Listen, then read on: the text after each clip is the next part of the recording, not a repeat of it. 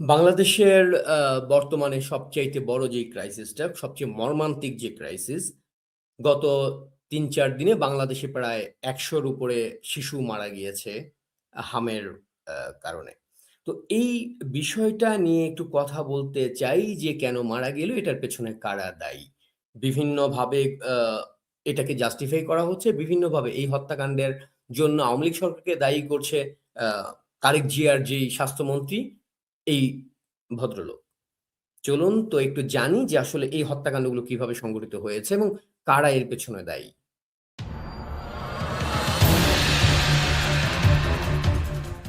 আপনারা স্ক্রিনে দেখতে পাচ্ছেন যে স্বাস্থ্যমন্ত্রী সর্দার সাখাওয়াত হোসেন, সে বলেছে যে গত ৮ বছরে দেশে হামের কোনো মানে টিকাই দেয়া হয়নি বাংলাদেশে। আওয়ামী লীগ সরকার গত ৮ বছর বাংলাদেশের টিকার জন্য কোনো কাজ করেননি। এবং এই কথাগুলো বলে বিএনপি সেই যে তার পুরনো রাজনীতি নিজের অপকর্মের দায় অন্যের কাঁধে তুলে দেয়, সেই রাজনীতির জায়গাটায় আবার ফিরে যাচ্ছে। সেই জামায়াত বিএনপি আমলের যে বিএনপি মুচলেকা দিয়ে দেশ ছাড়তে হয়েছিল অপকর্মের জন্য, সেই তারেক জিয়া নিজের জায়গা থেকে এক চুল পরিমাণ পরিবর্তিত হয়নি। যেটা আমরা তার এই ধরনের বক্তব্যগুলোতে দেখতে পাই। আসলে বাংলাদেশে কি শেখ হাসিনার সময়ে টিকায় কি হয়েছিল না হয়েছিল? সেই ব্যাপারটা আমরা একটু জানবো। তার আগে একটু আমরা আরো ২-১ টা বিষয় দেখতে চাই। ধরেন আব্দুল নূর তুষার। আব্দুল নূর তুষার এখন বলছে শেখ হাসিনা সরকার ২০২৪ এ স্বাস্থ্য খাতে বাজেট দিয়েছিল ৪১,৪০৭ কোটি টাকা।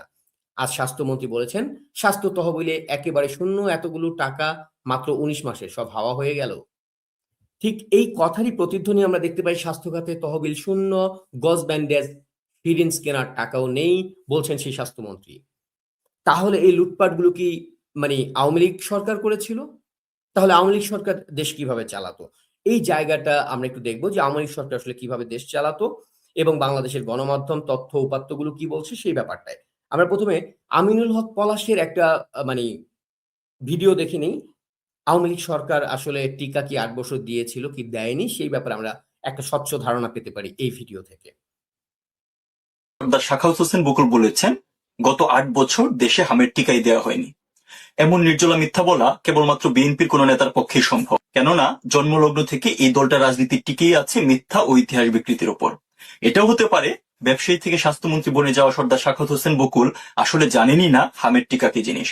আসুন ওয়ার্ল্ড হেলথ অর্গানাইজেশন ও ইউনিসেফের অফিসিয়াল ডাটা থেকে সত্যটা জেনে নিই।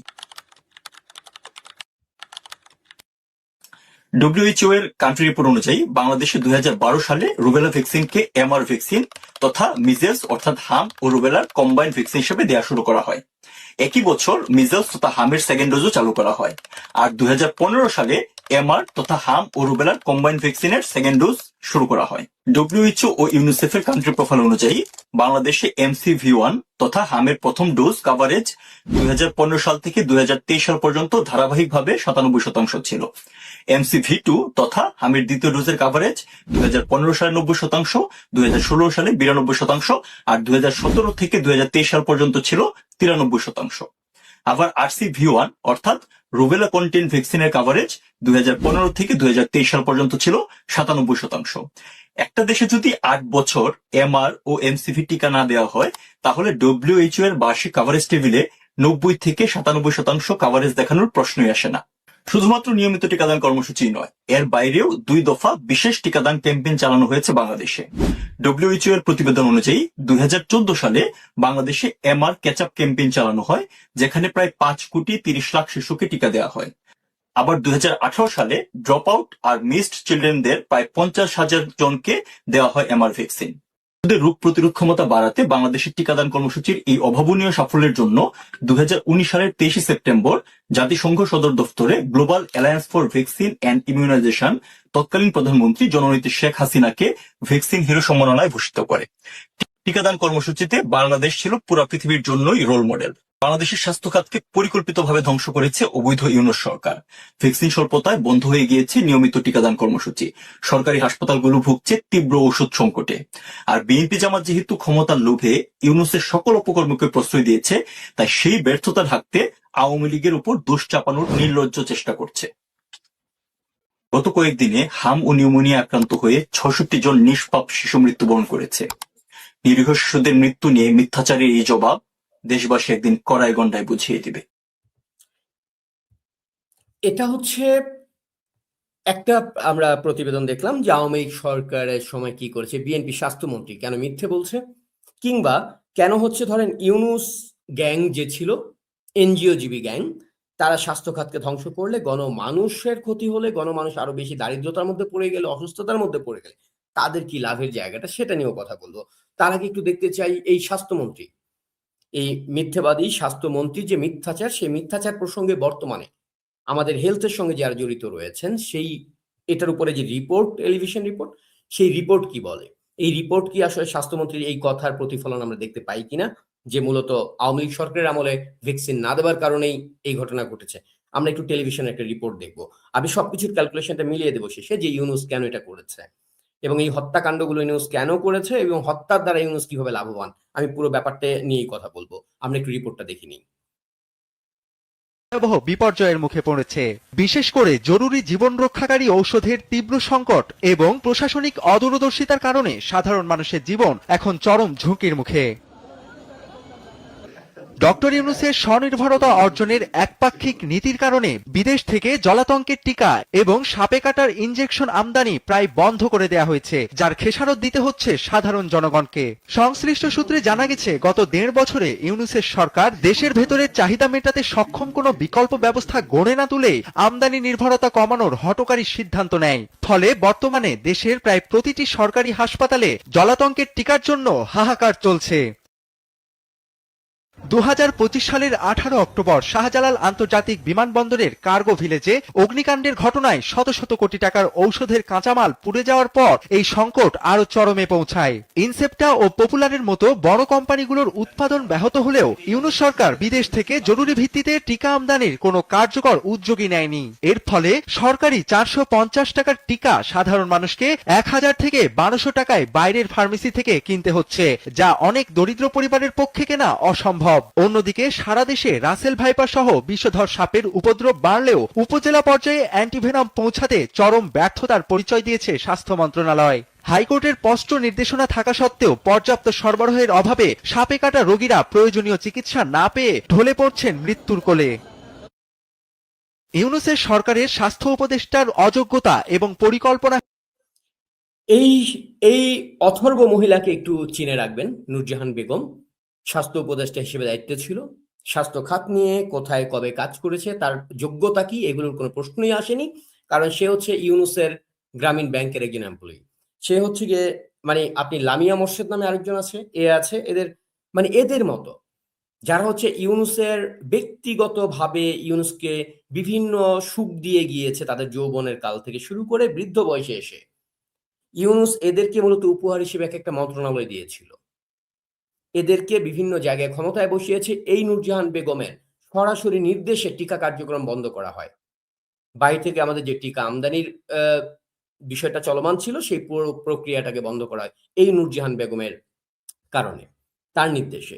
এই হায়নাদেরকে চিনে রাখুন, এই হায়নাদের ইউনূস গ্যাংয়ের যারা হচ্ছে তাহলে আজকে এই শিশু মৃত্যুর জন্য দায়ী, যারা পরিকল্পিতভাবে শিশুদেরকে হত্যা করেছে, তার মধ্যে নূরজাহান বেগম একজন, ইউনূসের অন্যতম ডান হাত, যে পুরো স্বাস্থ্য খাতটাকে ধ্বংস করেছে, যে স্বাস্থ্য খাতে একটা গজ কিনবার মতো টাকাও নেই, একটা সিরিঞ্জ কিনবার টাকা নেই, এইরকম একটা অবস্থায় স্বাস্থ্য খাতকে ফেলে গেছে আজকে, যেটা মানে সাধারণ মানুষের জীবনের জন্য অন্যতম গুরুত্বপূর্ণ একটা সেক্টর আমাদের স্বাস্থ্য খাত। এই চিকিৎসা খাতকে পুরোপুরি ধ্বংস করেছে নূরজাহান বেগম, ইউনূস, এই গ্যাং। এবং ইউনূসের এই খাত ধ্বংস করার পিছনে অন্যতম মাস্টার মাইন্ড হচ্ছে গিয়ে এই নূরজাহান বেগম। আমরা প্রতিবেদনের বাকিটুকু একটু দেখি।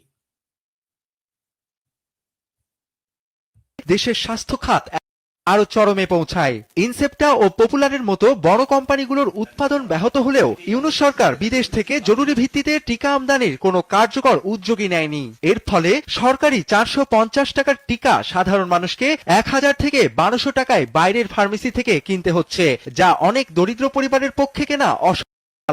হাইকোর্টের স্পষ্ট নির্দেশনা থাকা সত্ত্বেও পর্যাপ্তহীনতার কারণে স্বাস্থ্য খাতের সরবরাহ চেইন পুরোপুরি ভেঙে পড়েছে। একদিকে দেশীয় উৎপাদনের ধীর গতি, অন্যদিকে আমদানিতে অনীহা, এই দুইয়ের জাঁতাকলে পিষ্ট হয়ে স্বাস্থ্য খাত এখন ধ্বংসের কিনারে। ইউনূসের ১.৫ বছরে দেশের চিকিৎসা ব্যবস্থা আধুনিক হওয়ার পরিবর্তে বরং কয়েক দশক পিছিয়ে গেছে, যার ফলে সাধারণ মানুষের স্বাস্থ্য সুরক্ষা এখন কেবল কাগজ কলমে সীমাবদ্ধ। অবিলম্বে এই ব্যর্থতা কাটিয়ে এই হচ্ছে ইউনূস গত ১৯ মাস ক্ষমতায় থেকে কি করেছে এই দেশটার, তার একটা চিত্র। আপনারা যাকে শান্তির দূত বানিয়েছিলেন, যাকে নিয়ে আপনাদের আহ্লাদের শেষ ছিল না, সেই ইউনূসের কারণে আজকে বাংলাদেশে শিশুরা মরছে। এই মৃত্যুটা পুরোটা পরিকল্পিত। এটা কোনো পরিকল্পনার বাইরের কিছু না। খুব শীঘ্রই দেখবেন বাংলাদেশে যক্ষ্মা নিয়ে আরেকটা মহামারী তৈরি হবে। তার যক্ষ্মার যে ভ্যাকসিন, যেই যক্ষ্মাকে 0 তে নিয়ে আসা হয়েছিল, যক্ষ্মা মৃত্যু। সেই জায়গাটায় যক্ষ্মার পুরো ভ্যাকসিন প্রক্রিয়াটাকে বন্ধ করে দেওয়া হয়েছিল। আগামীতে টের পাবেন যক্ষ্মা বাংলাদেশকে কিভাবে আবার হুমকির মধ্যে ফেলে, কত মানুষ মারা যাবে। এখন ইউনূস কেন এই কাজটা করেছে? আপনারা একটা জিনিস দেখেছেন নিশ্চয়ই পত্রিকার সংবাদে, যে জানুয়ারির ১ মাসে সাধারণ মানুষ তাদের যে ডিপোজিট থাকতো, যে বিভিন্ন ধরনের ব্যাংকে তারা টাকা জমাতেন, আ ব্যাংকে ডিপোজিট করতো, এটা ওটা বিভিন্ন যে সঞ্চয় করতেন তারা। সেই সঞ্চয় থেকে প্রায় ৯,০০০ কোটি টাকা উত্তোলন করা হয়েছে। এটা ব্যাংকের রিপোর্ট। যে সাধারণ মানুষ তাদের সঞ্চয় ভেঙে ৯,০০০ কোটি টাকা ১ মাসে শুধু জানুয়ারিতে উত্তোলন করেছে। তো সাধারণ মানুষ আগে যে টাকাটা সঞ্চয় হিসেবে রাখতেন, সেই টাকাটা এখন ভেঙে খাচ্ছেন তারা। এতে বুঝতে পারেন যে অর্থনৈতিক পরিস্থিতিটা কোন জায়গায় গিয়েছে সাধারণ মানুষের। কিছুমাত্র মুষ্টিমেয় সমন্বয়ক টমন্বয়ক টাইপের কিছু লুটেরা, কিছু টোকাই, যারা বিভিন্ন জায়গা দখল করেছে, বিভিন্ন জায়গায় পদ দখল করেছে, তারা পুরো বাংলাদেশে মব করেছে, করে হাজার, হাজার কোটি টাকার মালিক হয়েছে। এর বাইরে গিয়ে গণমানুষ তার ১ মাসে ৯,০০০ কোটি টাকা তার ডিপোজিট ভাঙতে হয়, যে টাকাটা হয়তো সে গত ১০ বছর বসে জমিয়েছিল ব্যাংকে। এটা তার সেভিংস। সে প্রতিদিন যেটা দিয়ে চলতো সেই টাকা না। এটা তার উদ্ধৃতি। যেটা দিয়ে সে হচ্ছে গিয়ে সঞ্চয় করেছিল। তার দীর্ঘদিনের সঞ্চয় ভেঙে খাচ্ছে। জানুয়ারিতেই শুধু ৯,০০০ কোটি টাকা উত্তোলন করা হয়েছে। $১১ বিলিয়ন বিদেশ থেকে লোন করেছে ইউনূস। দেশে কোন উন্নয়নটা করেছে? আপনি একটা উন্নয়নের কথা বলেন তো? শেখ হাসিনা সরকার টাকা যেটা লোন করেছিল, তার চাইতে ৪০ গুণ বেশি লোন করেছে ইউনূস। কিন্তু শেখ হাসিনা ১৭ বছরে যেই লোনটা করেছে, সেই লোন দিয়ে পদ্মা সেতু থেকে শুরু করে মেট্রো রেল, এরকম আমি আপনাকে কয়েকশ প্রজেক্ট দেখাতে পারবো এই দেশের, যেগুলো করেছে। কিন্তু তার চাইতে ৪০ গুণ বেশি লোন করে ইউনূস কোন উন্নয়নটা করেছে এই দেশের? তো এখন আসেন যে কেন হামের টিকা বা মানুষের এই যে এই ধরনের সংকটগুলো বেড়ে যাওয়া, মানুষকে মৃত্যুর মধ্যে ফেলে দেওয়া, মানুষের অভাব বেড়ে যাওয়া, এগুলোর পেছনে ইউনূসের লাভ কি? ইউনূসের লাভ হচ্ছে গিয়ে আ আপনারা জানেন ইউনূসের পেশাটা কি? ইউনূসের পেশা হচ্ছে আন্তর্জাতিকভাবে দারিদ্রতা বিক্রি করা। বাংলাদেশের মানুষ গরিব, তাদেরকে টাকা দিয়ে তাদেরকে স্বাবলম্বী করতে হবে এই বয়ান দিয়ে সারা পৃথিবী থেকে এনজিও গুলো হচ্ছে টাকা নেয়। শিশুদের স্বাস্থ্য সুরক্ষা নাই, হামে অনেক মানুষ মারা যাচ্ছে, এই বাচ্চাদেরকে বাঁচাতে হবে, আমাদেরকে ফান্ড দাও। মানুষ এত দরিদ্র, সে তার সঞ্চয় ভেঙে খাচ্ছে, মানুষগুলোর কোনো পুঁজি নাই, মানুষ ভবিষ্যৎ কি হবে, আমাদেরকে ফান্ড দাও। এনজিও মূলত কাজ করে হচ্ছে মানুষের দারিদ্রতা নিয়ে, মানুষের অশিক্ষা নিয়ে। পথেও শিশুরা পড়াশোনা করতে পারতেছে না, তাদেরকে আমরা পড়াশোনা করাবো, এটার জন্য আমার ১,০০০ কোটি টাকা দরকার। এটা বলে তারা ১,০০০ কোটি টাকা নেয়। ১,০০০ কোটি নিলে ধরেন তার মধ্যে হয়তোবা ১ কোটি খরচ হচ্ছে গিয়ে, বা ১০০ কোটি খরচ হচ্ছে সাধারণ মানুষের। আর ৯০০ কোটি তাদের পকেটে যায়। ইউনূসের গ্রামীণ ব্যাংক কোন জায়গায় গণমানুষের দারিদ্রতা দূর করেছে? কিন্তু সে বাংলাদেশের অন্যতম ধনী হয়ে উঠেছে। ঠিক ইউনূস যখন বাংলাদেশে এই সুযোগটা পেয়েছে, কারণ যেহেতু শেখ হাসিনার আমলে বাংলাদেশের দারিদ্রতার হার কমেছিল, বাংলাদেশ উন্নত বিশ্বের কাতারের দিকে এগিয়ে যাচ্ছিল। এইটা যদি হয়, বাংলাদেশের প্রত্যেকটা মানুষ যদি শান্তিতে থাকে, তাহলে তো ইউনূসের ব্যবসা চলবে না। ইউনূসের দরকার ভাঙ্গাচোরা, অসুস্থ, অভাব, অনটনে জর্জরিত একটা দেশ, একটা জনগোষ্ঠী, যাদেরকে দেখিয়ে এনজিও গুলো বিদেশ থেকে টাকা আনতে পারবে। এখানে যারা রয়েছে, ইউনূসের গ্যাংয়ে যারা ছিল, তাদের মধ্যে বড় একটা অংশই এনজিও। এবং যারা হচ্ছে জুলাইয়ের লোকজন ছিল, বিএনপির লোকজন ছিল, তারাই বলতো এটাকে এনজিও সরকার। তো এনজিও সারা পৃথিবীতে টিকেই থাকে হচ্ছে মানুষের দারিদ্রতা এবং অসহায়ত্বের সুযোগ নিয়ে। ইউনূস যখন একটা রাষ্ট্রের ক্ষমতা হাতে পেয়েছে, তখন সে কেন ছাড়বে এই সুযোগটা, যে তার মার্কেট তৈরি করে যাওয়া? ইউনূস মূলত ১৯ মাস বসে তার মার্কেট তৈরি করেছে, যে আমি এমন একটা মার্কেট তৈরি করে যাব যে আগামী ৫০ বছর পর্যন্ত এই মার্কেট বেচে আমি খেতে পারবো। মানুষের দারিদ্রতা বেচতে পারবো, শিশুর মৃত্যু বিক্রি করতে পারবো, শিশুদের যে কি বলে নিউমোনিয়া কিংবা হাম, এগুলো বিক্রি করতে পারবো। মানুষ দরিদ্র থেকে দরিদ্র হবে, তারা ১ মাসে ৯,০০০ কোটি টাকা সঞ্চয় ভেঙে খাবে। তাহলে ইউনূস বিদেশকে দেখাতে পারবে, দেখো বাংলাদেশের মানুষ খুব গরিব, তাদের উন্নয়ন দরকার, আমাকে এখন ফান্ড দাও। ইউনুস পুরোটা পরিকল্পিতভাবে এই ডিজাইনটা করে গেছে যাতে আগামী 50 বছর এনজিও গুলার খেতে কোনো অসুবিধা না হয়। কারণ শেখ হাসিনা যদি সবাইকে স্বাবলম্বী করে ফেলতো, সবার অর্থনৈতিক মুক্তি দিয়ে দিত, তাহলে এনজিও গুলো বন্ধ হয়ে যাবে। আমেরিকায় কিংবা জার্মানিতে কিংবা ফ্রান্সে এনজিওর ব্যবসা চলে না। এনজিওর ব্যবসা চলে আমাদের মতো তৃতীয় বিশ্বের দেশগুলোতে, যেখানে দারিদ্রতা আছে, অভাব আছে, সেখানে এনজিও দেখবেন হাজার হাজার এনজিও। আপনি আমেরিকায় যান, ওখানে এনজিও চলে না এগুলো। তো তাহলে দারিদ্রতা এবং শিশুর মৃত্যু এই ঘটনাগুলো যে দেশে বেশি থাকবে সেখানে এনজিওর ব্যবসা রমরমা হবে, সারা পৃথিবী থেকে তহবিল আসবে সেখানে। ইউনুস তার ফিল্ড তৈরি গেছে। এখন তারেক জিয়ার মন্ত্রী পরিষদ কেন ইউনুসকে বাঁচাবার জন্য উঠে পড়ে লেগেছে? কারণ তারেক জিয়া নিজের ক্ষমতায় রাজনীতি করে মানে ক্ষমতায় আসেনি, আর দল আন্দোলনের মধ্যে দিয়ে সরকার পতন ঘটিয়ে ক্ষমতায় আসেনি। ডিপ স্টেট ইউনুসের যারা প্রভু, সেই মার্কিনীদেরকে তাদের অনুকম্পা ভিক্ষা করে, তাদের সহায়তায় তাদের বসিয়ে দেওয়া সরকার হচ্ছে গিয়ে এই তারেক। অর্থাৎ তারেক আজকে বলতেছে এটার সঙ্গে সম্পৃক্ত যারা, তাদেরকে বিচারের আওতায় আনবো। ইউনুসের নামে মামলা করবে সরকার, মানে তারেক? এই হ্যাডাম আছে এই সরকারের? যোগ্যতা আছে? তারা মুসলেকা দিয়ে এসেছে যে ইউনুসকে ডিস্টার্ব করবে না, তারা মুসলেকা দিয়ে এসেছে যে কোনোভাবেই আমেরিকার বিরুদ্ধে যাবে না তারা। এই নূরজাহান বেগমকে গ্রেফতার কেন করা হয়নি এখন পর্যন্ত? তাহলে যেখানে ধরেন স্বাস্থ্য খাতে একটা গজ কেনাবার মতো টাকা নেই, পার্লামেন্টে দাঁড়িয়ে বলতেছে হচ্ছে গিয়ে মানে স্বাস্থ্যমন্ত্রী, তাহলে কেন এই উপদেষ্টাকে ধরা হলো না? শেখ হাসিনা সরকার যখন যায় তখন ফান্ড কত হাজার কোটি টাকার ছিল স্বাস্থ্য খাতে, সেই ফান্ডটা কোথায় গেছে? এরা যে যে $21 বিলিয়ন যে লোন করছে সেই টাকাটা কোথায় গেছে? একটু নিজের বিবেকের কাছে প্রশ্ন করেন। এই শিশুদের মৃত্যু, এটা আসলে মৃত্যু না, এটা পুরোটা হত্যাকাণ্ড। এই পুরোটা হত্যাকাণ্ড পরিকল্পিতভাবে করা হয়েছে বাংলাদেশকে দরিদ্র বানাবার জন্য। বাংলাদেশের শিশুরা মারা যাচ্ছে এই জায়গাটা তৈরি করার জন্য, এনজিও ব্যবসাকে টিকায় রাখার জন্য। পুরোটা পরিকল্পিত। আপনি যদি আওয়ামী বিদ্বেষে অন্ধ না হয়ে থাকেন তাহলে পুরো হিসেবটা মিলিয়ে দেখেন। এবং এই খুনগুলো প্রত্যেকটা ইউনুস, নূরজাহান বেগম কিংবা সারোয়ার ফারুকী, মানে যেই হোক, এই পুরো সরকারে যারা ছিল উপদেষ্টা, তারা প্রত্যেকে এটার জন্য দায়ী। এটার জন্য দায়ী সুশীল সমাজ, আনু মোহাম্মদের মতো যেই মানুষগুলো মুখ বুজে এই 19 মাস ইউনুসকে দুর্নীতি করবার সুযোগ দিয়েছে। ইউনুস ক্ষমতায় বসার পরে যারা হাততালি দিয়েছিল তারা প্রত্যেকে এই দেশটাকে ধ্বংস করেছে। আজকে যে 100 বাচ্চা মারা গেছে এই 3-4 দিনে, প্রত্যেকটা হত্যাকাণ্ডের জন্য দায়ী এই গ্যাংটা।